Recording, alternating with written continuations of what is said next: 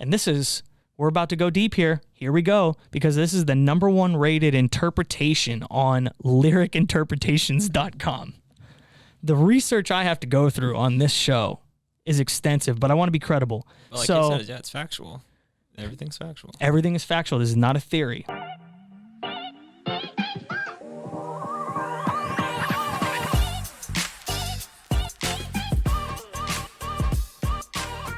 Hold on, can we start over? I don't know if I need to get it louder on my headphones or if that was... Sure, is this you? Is yours getting louder? Test. Yeah, that's me. I don't know if like the audio was going like... Did you hear it? It just like went low or higher. Oh, I was starting to fade it down. Oh, okay, I got you. All right, my bad. About to start talking. But yeah, that's fine. Okay. Ready? Yep. 3, 2...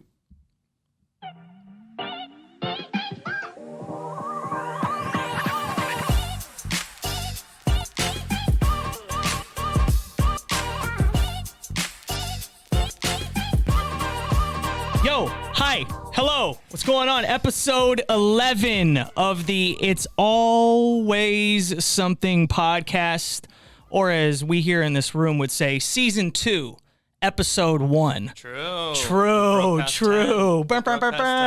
Pilot season picked up, you already know what it is, produced by Big Night Media, my guy Hurley alongside me. The last episode of June. We are halfway through 2021. Holy tits, man.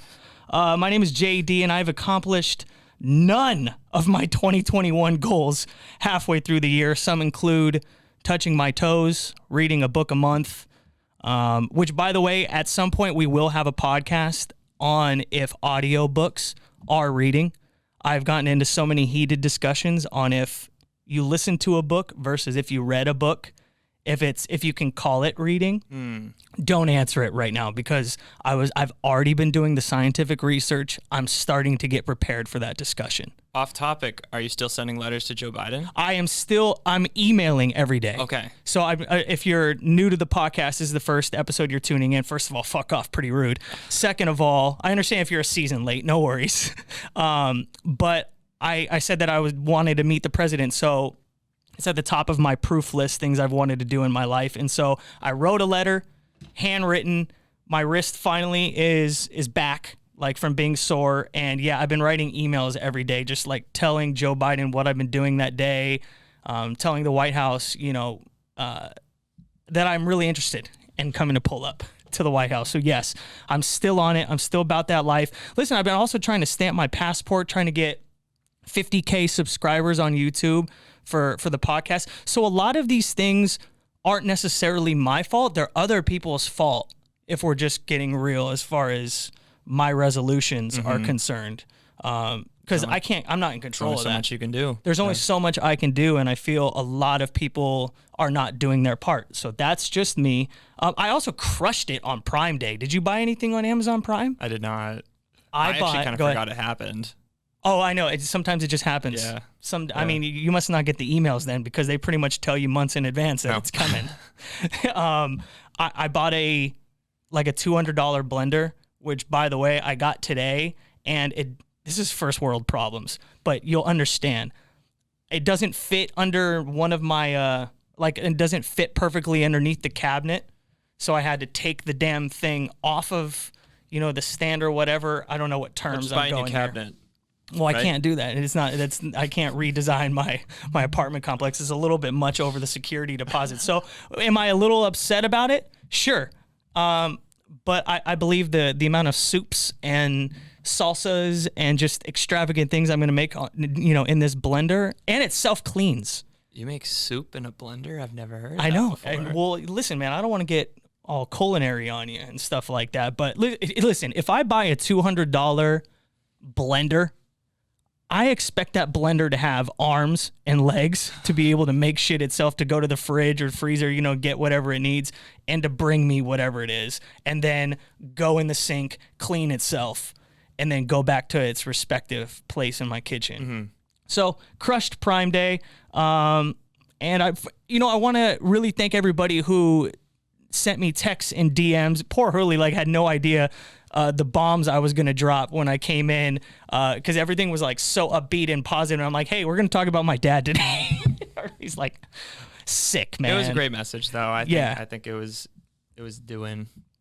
Yeah. No, it was necessary. And, it was tough to listen back to, and the feedback and the conversations, which has been really dope about the podcast space, is that when you're able to have these kind of conversations, the conversations that I'm having off air have been so dope. Everybody's stories, and I'm so curious as to other people's journeys in life. So that has been a real reward. So I appreciate everybody reaching out about that. And this week's topic, though, total 180.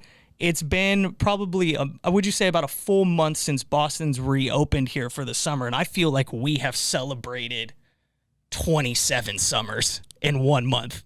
Mm-hmm. I feel like everybody's schedule is hella packed. It's like if you don't get a reservation somewhere, a week and a half out, you're not getting in on a Friday or Saturday night. It's pretty litty. Yeah. Would you get that? As you can see, I think the parking's back too. The parking has been the fucking worst in the city. It is just, it's been miserable. And I know highways all over the place have just been tough. So, but people are tanning, people are making out in public, they're puking on the streets, nature is healing, bank accounts are shrinking. I mean, it's really delicious. So shout out to everyone enjoying their summers. And one of my favorite things about summer is the bops. That song's in English, by the way. The song, everybody, all the artists always prep for that song of the summer. Mm-hmm. It's prime real estate. What are we going to be listening to when we're feeling our best? And so I just started brewing of, since I've been out in the clubs and I've been DJing again, all the classics that come back. And, I feel like with a top tier summer tune, I just feel like I'm floating, Mm-hmm. And so I'm starting to think of all the classics. I'm starting to think of DJ Jazzy Jeff and the Fresh Prince, Summertime. I'm thinking Nelly, Hot in Here. I'm thinking Beyonce, Crazy in Love. A lot of the times, when summertime comes, it's great to go back. The classics feel better. Oh, yeah. Along with whatever is trending, the Cardi B's or, Katy Perry. I do miss a good Katy Perry bop. I miss her. I really do. Different subject. But today we talk about one of the biggest go-to all seasons, all year type bops of all time. Mm-hmm. But also one of the biggest songs ever made in music history. I'm talking better than the Beatles. I'm talking better than Limp Bizkit, S Club 7, Bow Wow, combined. Wow. Pretty eclectic, right? And once you find out who it is, it makes sense. Drum roll. And it was released 10 years ago. I am talking about the song that fucks the most. Rihanna, We Found Love. Mm-hmm. If you know me, I am obsessed with this song, and I've been in radio for a long time. And so when I was full-time, whenever, I heard songs more than anybody. When you complained about songs being, they play too much. Songs get done and burned out quickly for me. Rihanna has always been the creme of the creme. Mm. We Found Love has never gotten old to me. It is just an undeniable 3 minutes and 36 seconds of undeniable erotic ear pleasure. It's iconic. I mean, you hear those first chords, like the... I wish, if I had it my way, we'd play that song 5 times during this podcast, and that would be it. And it'd probably be my biggest episode. But it wouldn't be released because... Copyright infringement, yeah. It'd be pretty... It would pretty much be the end of me. Yeah, I'd pretty much end up in a tent somewhere outside here in Boston. So... It was released September 22nd, which should be a national holiday. And that was released internationally, but it didn't drop in the U.S. till October 4th, technically. Oh. And so today is just going to be an appreciation for Rihanna, We Found Love. And I was thinking about it, and, let's just first talk about the album that We Found Love was on. Rihanna's Talk That Talk album. Do you want me to get into some of the smashes that were on that. I would absolutely love you to. Well, first of all, let's go. Where have you been? Where have you been all my life? I mean, people are singing in their car. I'll let you go. Hold on. All right. Let's go. Talk That Talk, obviously, with Jay-Z, whatever. Cockiness with A$AP Rocky. I don't know if I'm familiar with that one. You got to listen to it. Okay. Hard in the Paint. I think they're dating now, allegedly. I don't know if that's true or not. Oh, yeah, I did hear that too. Yep. Birthday Cake, you know, cake, as the DJs would say. I mean, come and put your name on it. Your name on it. I mean, it's a staple. It's one of those songs that never was really big on the radio, but is huge if you play it in the club. It's just the claps, you know, just can make any song. Sure. And then, of course, We Found Love. So, I mean, we're talking about a classic album from Rihanna. And we were talking before, me and Hurley, we could do a podcast on Rihanna if we wanted to. Yeah. She's always been, as the kids would say, that bitch. Yeah. She has. I mean, that is just everything I'm saying during this episode is pretty much going to be factual. So you can take it to the bank that I'm going to be telling you the truth. I'm a trusted source here. You know, her swag, her personality, her aura. Remember that interview that she had when the reporter asked, you know, what are you looking for in a man? And she says, I'm not looking for a man. Let's start there. I wanted to make sure I got the quote right. That was a great impression. Thank you. I know. That was just like, can you tell I'm from Barbados? So, I won't do that again the entire episode, I promise. You know, her music catalog, her acting career, her Fenty skincare empire, the Savage Fenty bra and panties line that I always see allegedly throughout my timeline, through all the influencers. You know, it's a vibe. You know, she's going toe to toe with Vicky's Secret. It's really beautiful. It's art. And remember, she won at Harvard, she won the Humanitarian of the Year award in 2017. And really? Here's what I remember about that. I was working at Amp Radio out here in Boston, and we got word, and you know, credit to Harvard, because they always have so many huge celebrities that come in and stuff almost unannounced. You're like, oh, Swiss Beats was doing, you know, his, you know, like a business program the last 3 months, so he's been here, or I don't know, you know, but they've had stars come in and they go to these programs, or, you know, they win awards like this, or the president comes in, or you're like, wait, what the hell is going on like here? Every graduation, the honorary, the commencement speech. Yeah, exactly. And so I remember Rihanna, when she came to accept that award, you know, we went out there with the radio station, and there were like 7 black cars, and you didn't know which one Rihanna was in. Which is crazy. You know, the security detail, it's she pretty much was like the president, because it's like people are coming in, they're doing, you know, their sweeps and all that. And I remember she got out of the car, people were going crazy. I'm trying to remember if I have footage of me kind of like with her in the background. But you remember she had the famous line, like, what was it? She was like, so I made it to Harvard. And then she like flipped her ponytail back. It was just... everything that she does, she just says the right thing. She does, you know, it just feels right. Everything that she does and says, you know, just that pony flip of just like, so I made it to heart. It was like she understands so much confidence and reads the room. And, you know, I was texting my friend saying, you know, I mean, it was a trick question, but do they like the song We Found Love? And 4 out of the first 5 people that I texted all texted back, in a hopeless place? Question mark. Like, all of them. Yeah. Like, nothing after that. Like, they all said, in a hopeless place. So, you know, I'm not alone in this fact, not theory. This isn't a conspiracy theory of We Found Love being the greatest song of all time. This is fact. Are you going to disagree? Do you want to go toe-to-toe with this? Me? Yeah. I would not. Good. I wouldn't. I love the track. I wouldn't. Because my friends, here's some of the responses. So my friend Gina said, this is mine and all my girlfriends' song. Like our group friends song. Sure fucking is. It's our nation's song. To be honest, it's like national anthem, We Found Love. They should sing that before every baseball game. That's what I mean. Yeah, right. That's what I mean. Imagine, I mean, it's the pump up song, you know? Yeah. Imagine playing that before, you know, a Patriots game. People going crazy. People, you know, it rivals DMX Party Up. You know, it's there. It's probably the up-tempo version of that. I'm going to regret saying that later. You probably could mix them together.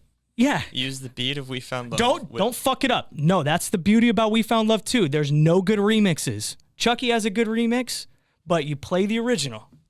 Apologies. My bad.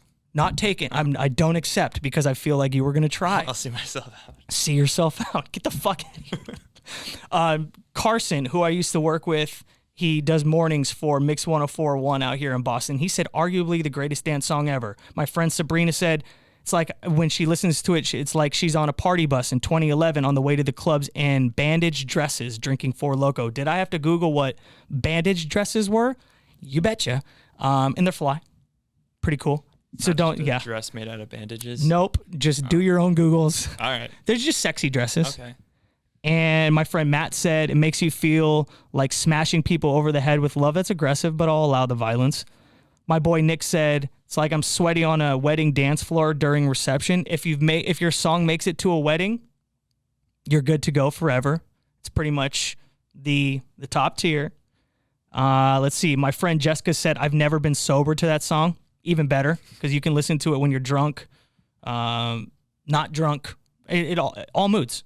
All moods. I feel like I should have done this in like a movie premiere voice, like I'm Rolling Stone giving like the reviews. New York Times. Yeah, New York Times said free, like I'm at the club. Good memories to that song. Happiest song in the universe. What is it? These movies from like the 1950s.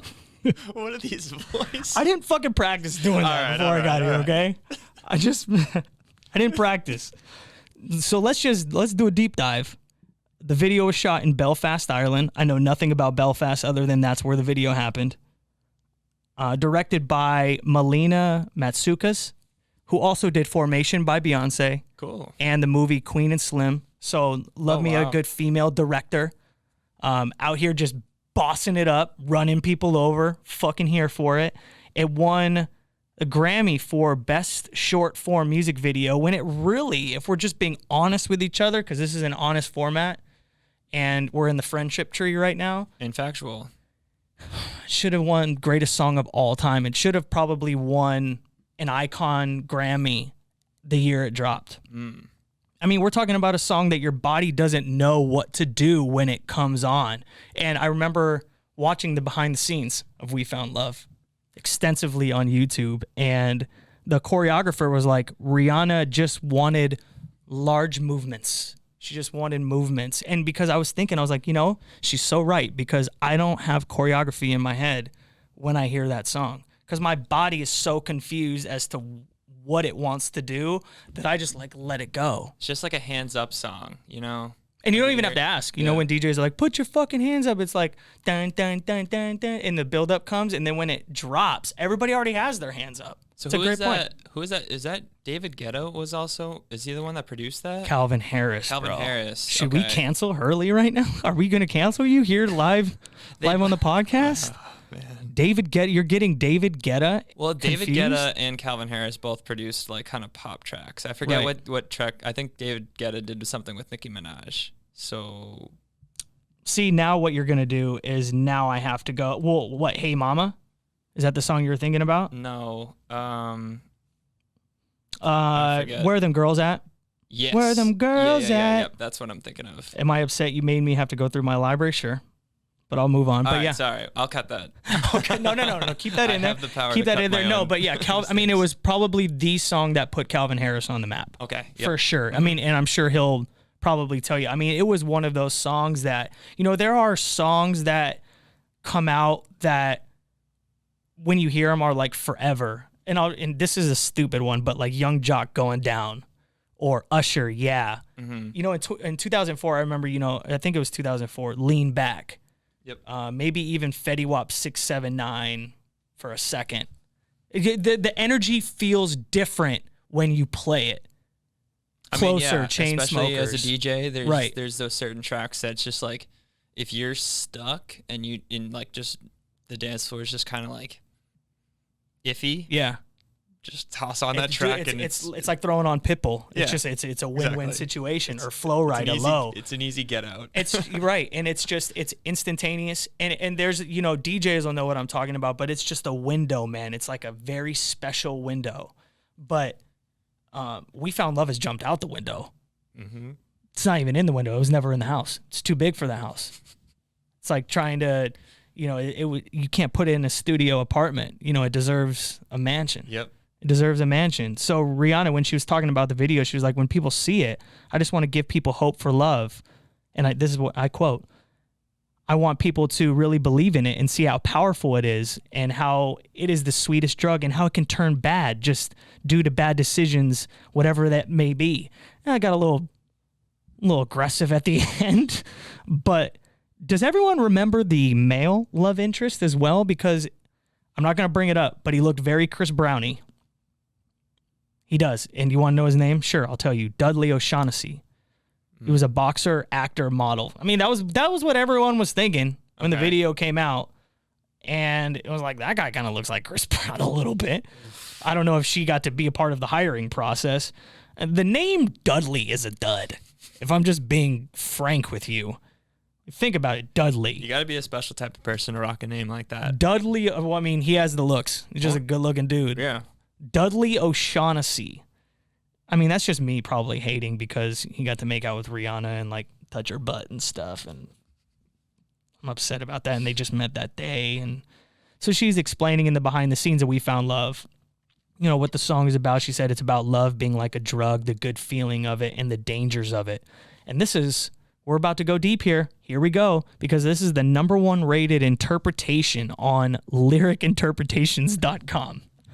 The research I have to go through on this show is extensive, but I want to be credible. Well, like you said, it's factual. Everything's factual. Everything is factual. This is not a theory. Mm-hmm. So the #1 rated interpretation is this.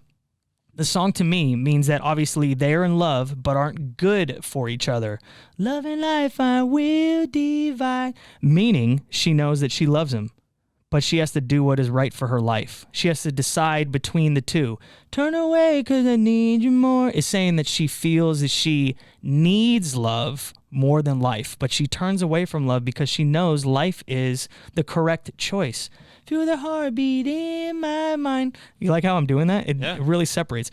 Means that she is no longer thinking with her heart and how she feels, but she is thinking with her mind and doing what is best for her. Hopeless place can be many things, but for whatever reason, they were doomed from the beginning, never going, to end up together. And she has to let her feelings go and think about what's best for her. That just sounds like Rihanna. Was that you that wrote that? No. Are you kidding me, man? Mine is, here's the only thing that I don't like about the song, okay? I don't like songs that are up-tempo in energy or, have such an ill vibe to them, but then talk about something completely serious. Well, I mean, I don't know about you, but there's certain songs where I don't pay, like I think with hip hop and rap, you definitely pay attention to the lyrics. With a dance track, which I would consider that a little bit, I feel like the only lyrics I remember is just "We Found Love in a Hopeless Place." So I don't Clearly everyone who texted me as well was thinking the same thing. But yeah, you're right. I think listen to it as much, I guess. It's a good point because I think some EDM songs, the producers, I feel like it's always deeper meaning. With EDM songs, it's always something. Here, I'll give you an idea of how my brain works. I'm a beat guy first. I love melodies. If you can win me over with saying blah blah blah on the song, but if the beat is fire, I'm a sucker for it. I don't even care what the lyrics are, because if you're making me think, I feel like I'm already suffering from anxiety. Like I don't want to think about the lyrics. I want to know what the beat feel. I'm a feeling of the beat guy first, and so I'm a melody man. Mm-hmm. And I don't want a high energy song talking about how we need to adopt more starving dogs in the world. I don't want to have to think about that. Imagine if We Found Love was talking about adopting more starving dogs in the streets. Though I agree we need to save all the dogs, I don't want that beat to coincide to. That's got me thinking if there's a Sarah McLachlan remix out there. In the arms of an angel. Oh my God. In the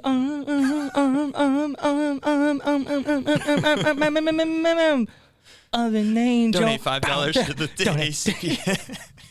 Donate $5. Boom, bum, bum, bum. Damn it. Yeah, but I mean, you know, or like a song that, you know, the beat lifts you up, but it's talking about how your, you know, your boyfriend or your girlfriend just cheated on you with your best friend. You know, that should be a rule. No serious topics past 105 BPMs, beats per minute. Okay. I feel like that should be a music rule. You want to talk about something serious?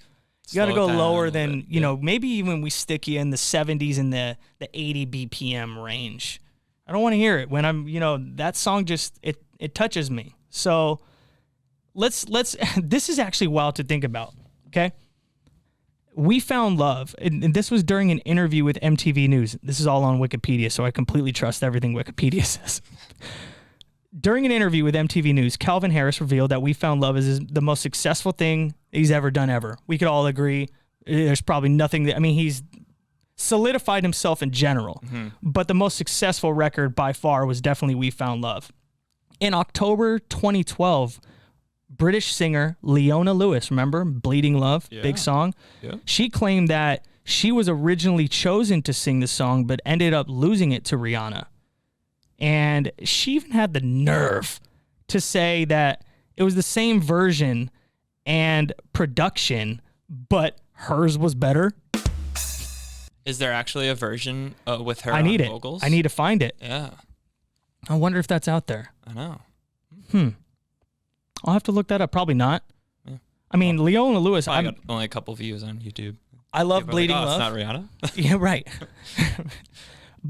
And then I saw that in 2013, Nicole Scherzinger from the Pussycat Dolls claimed that she was the first artist given the song, but ended up rejecting it. Now, a lot of the times, if you're not familiar, you know, a lot of these artists, especially the Calvin Harrises, the Zeds, these music producers, the lyrics are always there, so you're not fumbling with the lyrics too much, but they always have a specific sound in mind when it comes to the voice.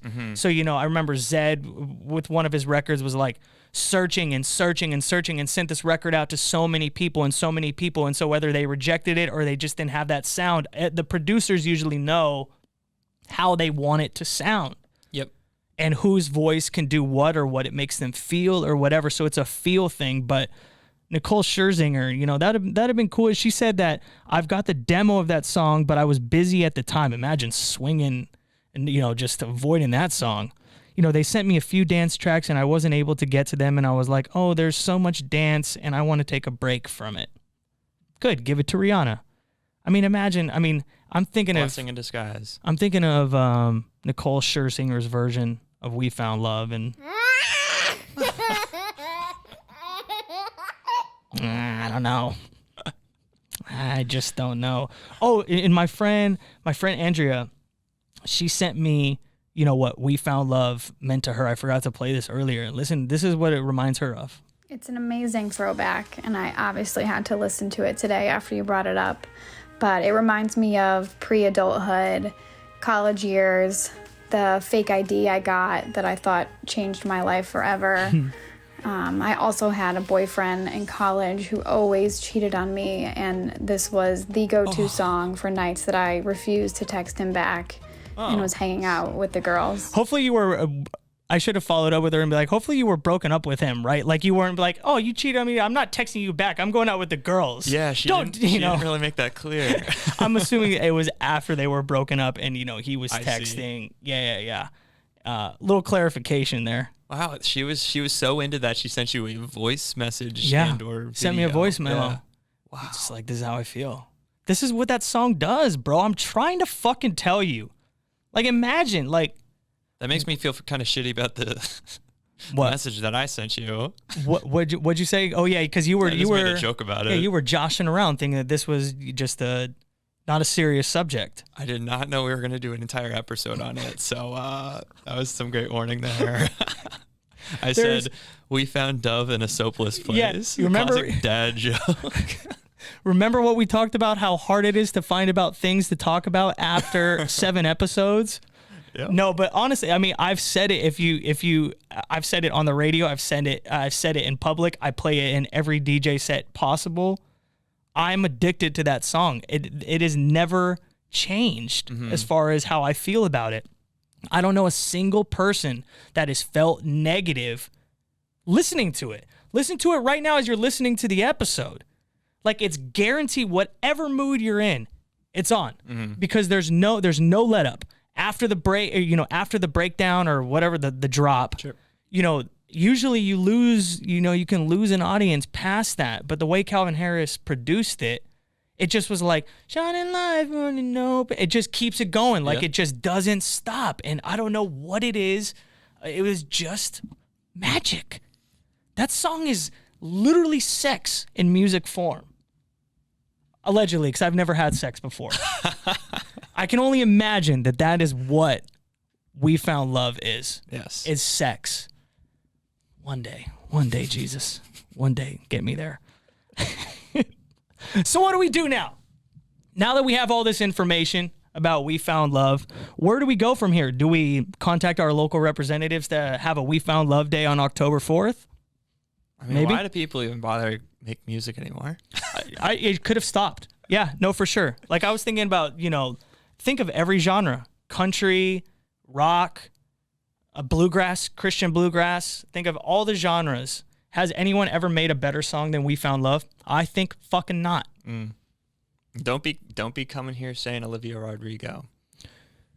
We can't do it. Listen, Not this yet. is about a respect Not thing. yet. This isn't like, I don't want to call Rihanna an elder, but this is, respect your elders. Respect where you came from. I believe it's like We Found Love is the perfect tune, and then all areas of music grab influence from it, and it all filters down. Yes. But it all starts with, like Rihanna, We Found Love is the tree in Avatar that everyone goes to and praise. At some point, every single song that has ever existed has sampled We Found Love by Rihanna. You'll find We Found Love by Rihanna in every song. I was going to laugh, but this is serious. This is serious stuff. You know what's crazy is that when's the last time Rihanna's released music? It's been a long time. Everybody's expecting, but I She's think still on, she's making so much fine. money She's doing doing like fine. because all you're doing when you come back to music is just opening up the door for criticism. It's like, when Drake's next album comes out, it's like, oh, it hasn't been good, it hasn't been better than the rest of them. Drake doesn't owe us shit, just like Rihanna doesn't owe me shit. She has the classics, she has the albums, she's done the tours, she's a businesswoman, she's a boss. It's like, we all want, it's like the nostalgia thing. We all want these reboots, but we don't really want them. We want them so that we could comment on how shitty they are. So I don't want Rihanna, even though, she won't make anything shitty ever, because she never has. It's just, nothing gets better than that. It's chocolate. Yeah. It's just, Well said. And so, on the charcuterie board, if you're watching on YouTube, I have Oreos, Flamin' Hot Cheetos, and Cup of Noodles, because in 2016 on Ellen, this was on her rider. And she basically was like, you never know what kind of mood you're going to be in, and that's why she has these snacks. That's incredible. And I did feel fat as fuck buying them. There's something different when you're going through, like, in the grocery store and you're, with all due respect, once again, I just felt fat buying Oreos. I did, man. The Cheetos I feel completely fine about, but there's something about, because you know they're bad for you. Sorry, I didn't want to get off topic. This is about Rihanna, We Found Love. So I just wanted to give this song its proper due. It meant a lot to me. It means a lot to everyone in the streets. And I wanted to dedicate an episode to an absolute classic of our time. Once again, I mean, I'll give you maybe 2 or 3 more songs here that I think it's better than. Let's go. Give me old school or new school. We'll just do this for fun. We'll do one old school, one new school. All right, so let's go. What's an all-time classic? Etta James, At Last. Yeah. I mean, that is just an absolute tune.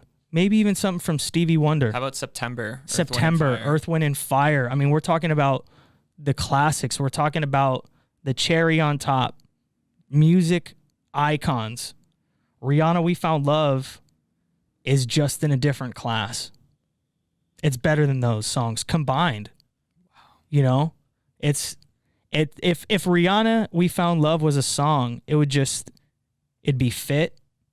If it was a person, if the song was a person, they'd be hot.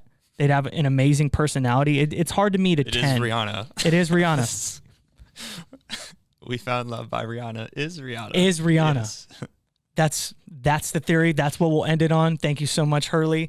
It has been episode 11 of the It's Always Something podcast, or as we are saying, season 2, episode 1, but episode 11. Start over. Rihanna, We Found Love. I love you so much, Rihanna Navy. What's up?